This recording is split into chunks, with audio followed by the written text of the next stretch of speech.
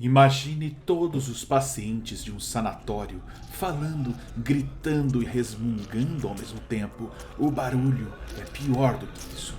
Pelo menos os loucos falam em vozes humanas. Aquilo não. É uma combinação de sons semelhantes a vozes, ruídos de animais e coisas que você prefere nem pensar.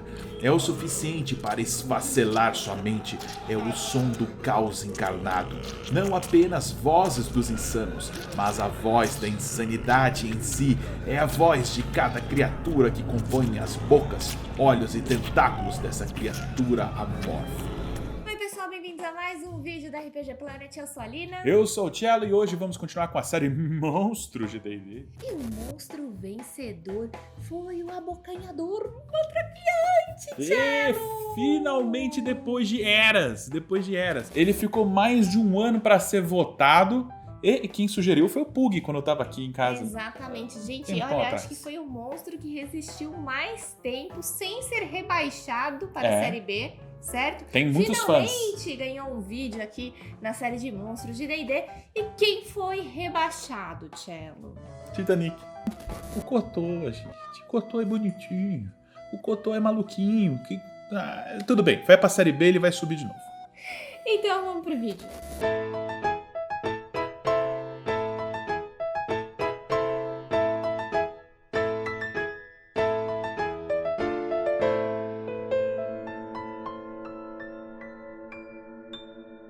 Muito bem, Cello. Então hoje a gente vai falar dessa criatura terrível e nojenta que é o abocanhador matraqueante, que é essa criatura ameboide Gosmenta. feita de olhos e bocas e matéria orgânica liquefeita De das suas suas vítimas.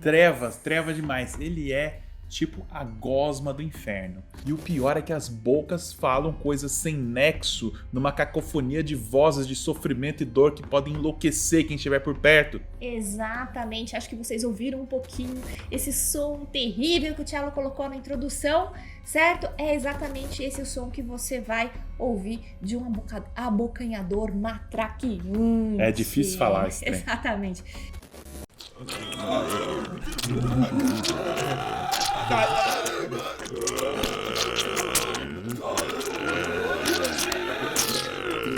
E, gente, essa criatura, né, ele é formado, essas bocas e esses olhos são olhos e bocas das suas vítimas. E esse som todo misturado é justamente porque é o som da pessoa que enlouqueceu a ser ingerida por essa criatura. Absorvida pela criatura, que é mais do mal ainda, né? O sistema nervoso se conecta com a da criatura, vira uma maçaroca de sentimentos, dor e tormento eterna. E você tá lá, você só pode gritar e devorar coisas. Bom, e quando que surgiu pela primeira vez o abocanhador matraqueante? Ele é bem antiguinho, ele surgiu em 1979 na aventura The Hidden Shrine of Tamoachan, que era uma aventura feita para eventos, era uma aventura para torneios de AD&D, primeira edição, né? Isso existia antigamente, aventuras para torneio, que as pessoas competiam e ganhavam prêmios, e eram normalmente aventuras super difíceis que só os mais inteligentes sobreviviam, e os mais sortudos também, né? Essa aventura ela é muito legal porque os jogadores precisam explorar um labirinto de um antigo império, né? Das ruínas de um antigo império que ficava perto de uma floresta tropical. E finalmente essa aventura ganhou uma roupagem nova agora na 5ª edição. Ele foi lançado no livro, que é uma coletânea de diversas aventuras em diversas edições antigas, chamado Tales from the Yawning Portal. Todas as aventuras desse livro foram adaptadas para a 5ª edição de D&D. E uma coisa muito legal é que o abocanhador matraqueante, depois que ele surgiu lá em 1979, é um monstro que se manteve em todas as edições de Dungeons & Dragons. E qual foi a inspiração para esse bicho? Bom, o bicho foi inspiração clara nas obras de H.P. Lovecraft, como você pode imaginar. Parece que tudo que tem tentáculos e é gosmento parece ser influência do Lovecraft, né? Ele é baseado numa criatura chamada Shoggoth. Bom, ele apareceu pela primeira vez em 1929 numa série de sonetos que formavam um poema chamado Os Fungos de Yuggoth. Mas ali ele apareceu meio que só uma descrição curta, sem nome, sem nada. Ele foi realmente ser descrito com mais atenção, né, o Shoggoth, em 1931, no clássico Nas Montanhas da Loucura, Bom, e o que eram essas criaturas, né? Esses Shoggoths? Eles também eram criaturas ameboides, né? Que podiam assumir qualquer forma, né? E podiam refletir, eles podiam ser meio que controlados, né? Por algumas criaturas também alienígenas que eram os anciões, né? Os grandes antigos anciões que usaram esses Shoggoths para construir uma civilização inteira que, com o passar dos anos, ficou soterrada no gelo da Antártica. Exatamente. Muito bem, então agora a gente vai falar da origem dessa criatura no mundo de Dungeons and Dragons, né? Começando de que não existe um consenso, né? Da origem dessa criatura. Dizem por aí que um mago muito poderoso, magos muito poderosos, né? Fizeram muitos experimentos e essa criatura seria, né, o resultado desses experimentos terríveis. Tem uma outra versão que foi apresentada no livro de 1996, chamada The Gates of Firestorm Peak, escrito pelo Bruce Cordell. Nessa versão diz que o abocanhador matraquiante vem de um plano muito distante e sinistro chamado The Far Realm, né, os reinos distantes, que seria um plano do multiverso super desconhecido, onde habitam criaturas alienígenas medonhas, como o abocanhador matraquiante, o observador, né, o Beholder, o devorador de mentes, o abolete. Todas essas criaturas vêm desse mesmo lugar e foram parar no plano material através de portais abertos por magos muito poderosos. Na verdade, eram por elfos anciões. Eram, tipo, os elfos, proto-elfos, assim, antes dos elfos. Bom, e na terceira edição, no livro Lords of Madness, em 2005, né, eles sugerem que o abocanhador matraquiante seja um descendente de uma criatura muito mais poderosa, que seria meio que uma almôndega de carne cheia de olhos e bocas que solta raios, que é a Orbe matraquiante. Ou a esfera matraquiante, não sei como é que fica. Esse bicho foi apresentado no Epic Level Handbook de 2001 e era um bicho sinistro, de nível de desafio 27. Nossa! Ele tinha todas as habilidades do abocanhador matraquiante, mas também soltava raios pelos olhos, dos diversos olhos. 27 raios, assim. E aí, o que quer dizer que talvez o abocanhador matraquiante e o Beholder ou observador, eles sejam ali priminhos, porque nesse mesmo livro ele diz que o Beholder também, né, seria descendente desse bicho. Pelo menos ele dá a entender isso. Isso não tá bem confirmado, mas é uma história legal. Exato. Em 1999, foi lançado um livro para Greyhawk, ainda do AD&D segunda edição, chamado The Scarlet Brotherhood, que apresenta um novo conceito de abocanhador matraquiante, que é o abocanhador matraquiante maior, que é, como o próprio nome já sugere, uma versão muito maior do abocanhador. Meu Deus. E o pior, ele é inteligente, ao contrário do abocanhador, que tem uma inteligência animalesca. Esse não, esse é tipo meio que mega inteligente, articulador, manipulador. E qual que é um dos poderes que esse bicho tem? Ele cria uns esporos, umas bolotas, pedacinhos dele, assim, que ficam presas, tipo, fica grudado no seu ombro, igual uma sanguessuga. E ele fica lá, dando aquela, né? Não precisa fazer barulho, não, tá bom. E ele fica lá, e ele é tipo um parasita que começa a controlar os seus pensamentos e as suas vontades. E eles são ligados, tipo, via 4G com o abocanhador matraquiante maior. Eles são chamados de Giver Spawns. E aí, através desse poder que ele conseguiu de, né, dominar a galera, através desses pedacinhos dele, ele acabou reinando, esse único bicho, reinando sobre um continente inteiro, sobre um subcontinente todo ali do mundo. Exatamente. E aí, gente, o que acontece? Ele tem um nome complicado aqui. E o Cello foi filho da mãe, porque ele falou assim: amorzinho, esse vídeo aqui já vai ser difícil pra gente fazer, porque ele é trava-língua inteiro. Só de você ter que falar o nome do abocanhador matraquiante. Isso tá fácil agora, você já, né? Agora já ficou fácil. Qual que é o nome que as pessoas deram pra essa criatura que elas consideram um deus, já que o bicho domina a mente deles? Xuzetian... Não, Xuxe. Xuxetinlahuku Xolazapa Minaku de Xetanicatla. Isso. É isso. E me fala, Lina, a origem desse bicho que ganhou esse nome impronunciável.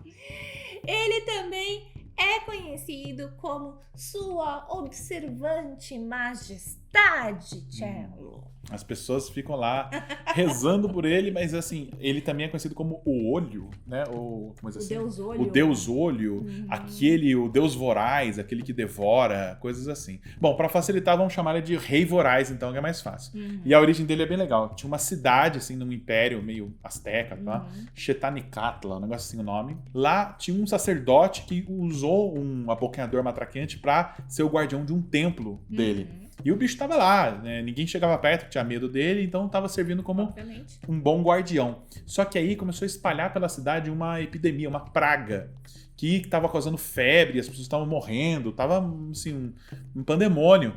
E esse bicho contraiu essa doença.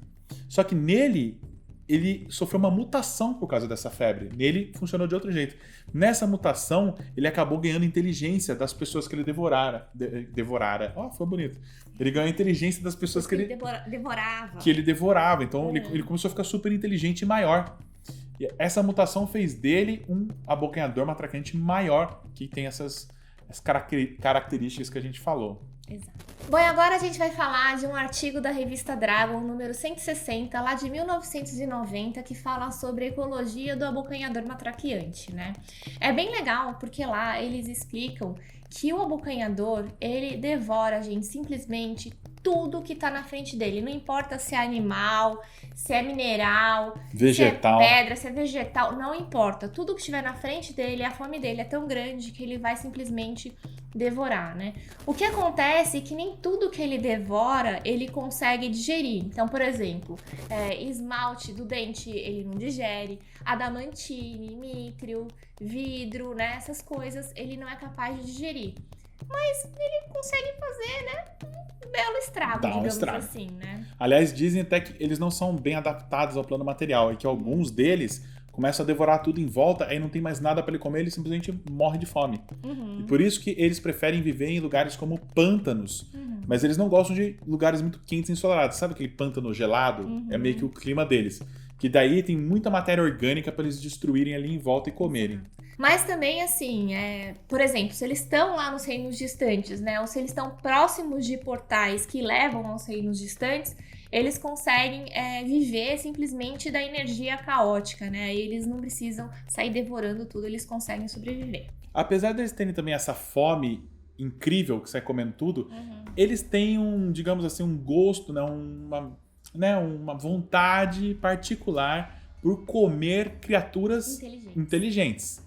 Talvez eles detectem, eles farejam a energia psiônica que acontece nas sinapses de um cérebro e eles querem absorver aquele sistema nervoso para dentro dele para fazer parte do coro de lamentações terríveis. Exato. Então, apesar deles comerem grama, comerem terra, comerem pedra, madeira, tudo que tiver no caminho, eles vão atrás de você. Eles vão atrás de pessoas. Então, corra, meu filho. E vocês devem estar se perguntando como que essas criaturas terríveis conseguem se reproduzir? Bom, eles se reproduzem como se fossem grandes amebas. Então, se eles estão bem alimentados, bem grandões e bem fortes, o que eles fazem? Eles simplesmente se dividem, né? Só que tem essa divisão e aí cada um vai para um lado. Eles são criaturas solitárias, eles não gostam de conviver com outros abocanhadores. Então, cada um segue sua vida e vai comer e devorar mais coisas sozinho. E esse é um evento meio raro, assim. Eles não ficam se reproduzindo toda hora. Eles têm que estar num lugar muito propício para isso, bem alimentados, como você falou, e aí sim eles fazem a divisão nojenta, grotesca. Bom, vamos agora então falar da ficha, né, na 5ª edição do abocanhador matraqueante. Bom, apesar dele ser super legal, como a gente falou, ele não é um bicho de nível muito alto. Gente, é uma decepção, nível 2. Ele é nível de desafio 2, ou seja, ele pode ser o terror daquela aventura nível 1. Ali deve ser um negócio sinistro. Ele tem 67 pontos de vida, então ele demora pra morrer. Ele tem bastante pontos. Só que assim, ele é muito lento. Essa característica, talvez o principal aspecto dele é que dá pra fugir dele. Você só não pode ser encurralado por ele. Se você chegar num corredor sem saída e ele tá do outro lado, aí você tá ferrado. Mas ele só anda 3 metros de deslocamento. Então, é bem pouquinho. Então ele só anda 2 quadradinhos, ele vai lá nojentão tentando chegar perto de você. E por ele ser lento, ele também tem classe de armadura baixa, que é 9, e ele tem iniciativa -1. Então, se você souber se posicionar bem, você foge dele, você não precisa lutar com ele, você só evita ele. Mas muitas vezes eles são usados pelas pessoas que criaram aquela masmorra como armadilhas vivas. Imagina o terror de você cair num poço, né? Aquele poço que é uma armadilha e tem você e um abocanhador matraqueante ali embaixo. Eles deixam... E não tem pra onde ir. Não tem né? pra onde ir, você vai subir como, entendeu? Ah. Então, normalmente ele é usado nessas situações, em corredores sem saída, poços, né? Armadilha de poço aberto, enfim. Raramente você vai ver ele num lugar que é um campo aberto, coisa assim, senão você simplesmente dá a volta nele e resolve o problema. E essa criatura fica fazendo aquele barulhinho que o Cello colocou lá no começo do vídeo. Ela normalmente fica quieta ali, parada. Exato. E quando ela vê uma vítima, aí que ela começa a fazer o barulho. Então ela é difícil de detectar, ela fica quietinha na dela se ela não tá vendo ninguém. Porque assim, é uma criatura animalesca, a inteligência dela é só 3, tá? Mas se ela perceber que existe uma presa ali, ele vai começar a fazer esses barulhos que você não vai conseguir entender direito o que é. São barulhos aterrorizantes que a pessoa vai ter que fazer uma salvaguarda De dificuldade sabedoria. 10 de sabedoria. E se ela não passar, ela fica enlouquecida até o começo do próximo turno dela.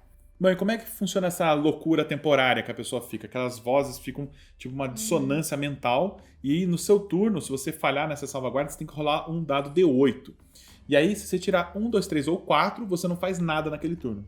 Você fica ali parado esperando ser devorado por esse bicho. Se você rolar 5 ou 6, você não consegue fazer nenhuma ação, nem ação bônus. A única coisa que você vai querer fazer é sair correndo dessa criatura por qualquer canto, assim. Não tem A direção uma aleatória. direção certa que você vai sair correndo. Você pode simplesmente sair correndo pra uma armadilha, que você sorteia pra onde você vai correr. Você Exato. tá enlouquecido, você não tá pensando. E se você tirar 7 ou 8, você vai atacar uma criatura aleatória próxima de você. Então você pode atacar um amigo, né, numa dessas. Você pode dar sorte e atacar o monstro também, mas tem chance de você agredir o colega aí por causa dessa loucura temporária. E aí, o mais interessante é que esse efeito das vozes, ele continua todos os turnos.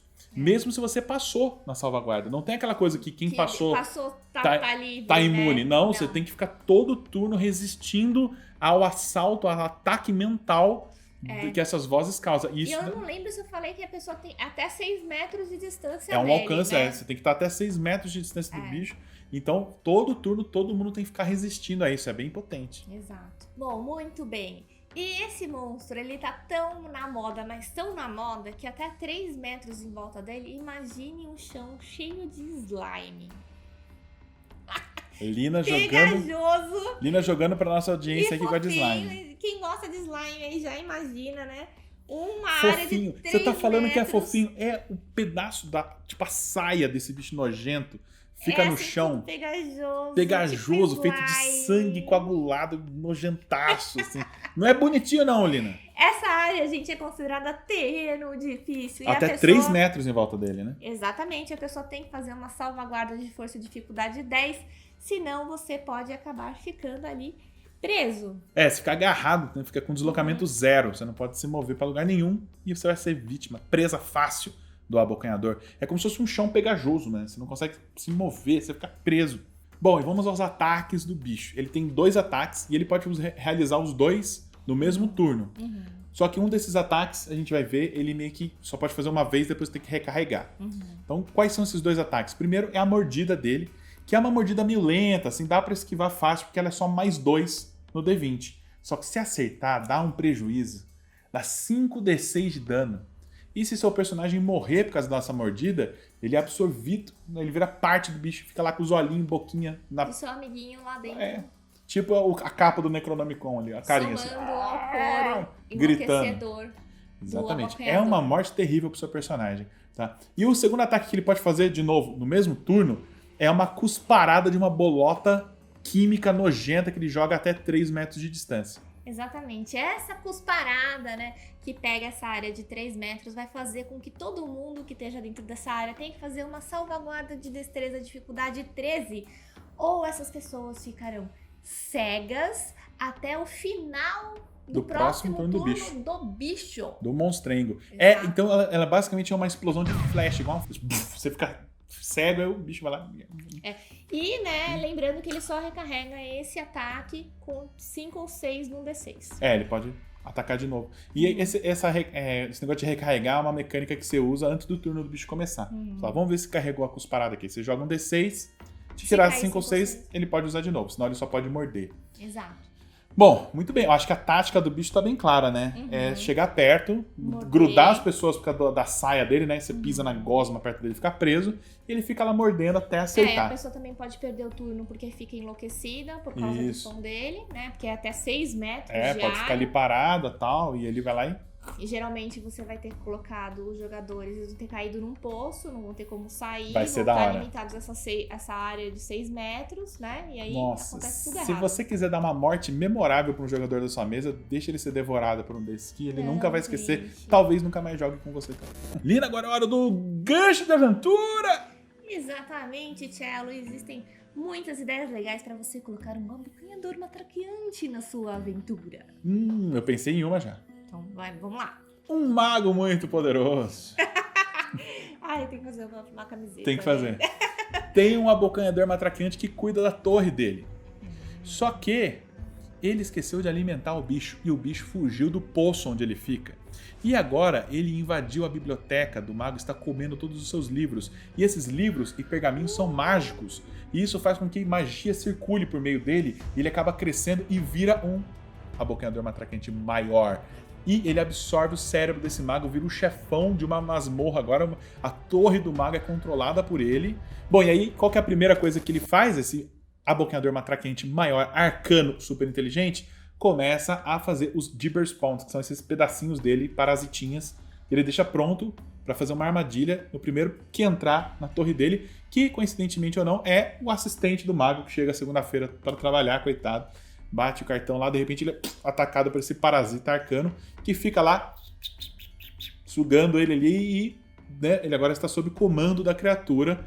E o que ele faz? Ele obriga essa pessoa a levar outros Gibber Spawns na mochila e soltar no meio da cidade para abocanhar outras pessoas para ele se tornar, aí sim, então, o Lorde de todo aquele reino. Exatamente. Agora também tem uma outra possibilidade, né? Deixe a abocanhador matraqueante maior. Tá? Aconteceu tudo isso que o Thiago falou, até ele virar maior. E aí ele percebe que esse mundo não é pra ele, que ele quer voltar lá pros reinos distantes. Então ele vai usar, né? Essas amebinhas aí que ele consegue controlar o pensamento das pessoas, pra quê? Pra montar um grupo que vai fazer um ritual para abrir um portal para os reinos distantes. Ah, faz sentido. Ele provavelmente quer voltar pra casa se ele for inteligente, porque lá... Claro, porque ele não vai precisar comer, não ele tem tudo que ele precisa. Preocupação nenhuma, ele vai viver lá, tranquilinho. Então ele quer sair daqui desse lugar que não pertence a ele. E para isso tem que ter gente para fazer um ritual para ele. Só que vai dar ruim. As pessoas vão fazer esse ritual, provavelmente, vão abrir lá aquele portal. E daquele portal, Cello, podem surgir que criaturas? Pode surgir aboletes, beholders, mind flayers, pode sair aquela turma nojenta, pode sair um orb. Nossa, imagina sair o orb. Filhinho, você cresceu. Tenso. Muito tempo. E aí, nossos heróis precisam achar um jeito de fechar esse portal, né? Exato, estão fazendo o portal, acharam que tava tudo certo, né? Que era o os nossos heróis. Os nossos heróis foram contaminados pelos bichos e eles finalmente acordam, os bichos secam e caem do corpo deles, eles acordam, eles estão no Far Realm. E eles precisam achar o portal pra voltar. Ai, meu Deus do céu. Ia ser massa também. Bom, então, esses foram os nossos ganchos de aventura um pouco caóticos pra vocês. Nervoso. Espero que vocês tenham gostado. Contem aqui pra gente nos comentários se vocês já tiveram que lutar contra um abocanhador matraqueante e como é que foi essa aventura. Bom, chegou a hora de escolher 2 novos monstros para entrarem na enquete na aba comunidade aqui no YouTube para vocês votarem, né? Vão entrar então, eu escolhi os Gith, tanto os Gith Yankee quanto os Gith Zerai. Vão entrar. Legal, hein? Raça guerreira. De ganhar, hein? Com você, que eu perdi o último, né? Rebaixaram meus cu à toa, então eu vou colocar um bicho que ganha aí, os Gith. Isso, provavelmente. Mas vamos lá, vou colocar uma raça também muito legal, que são os Duergar, os anões das profundezas. Muito bom. Então até semana que vem, pessoal. É isso aí, gente. Tchau. Exato. Nossa, Eu acho que vocês já ouviram um pouquinho a introdução que o Thiago fez no vídeo. Eu fiz essa introdução aí. Que é essa música aí, esse som pros nossos ouvidos? Não é um som pros nossos ouvidos, é um som aterrorizante pros nossos ouvidos, certo, Cello? Esse música, você enlouqueceu um pouquinho. Ele faz a gente enlouquecer. Ah, entendi. Era pra ser assim? Era. Lina, agora é hora do... Gancho de aventura! Não, é muito ruim isso. Não... Saiu uma aventura chamada Chimison Brotherhood.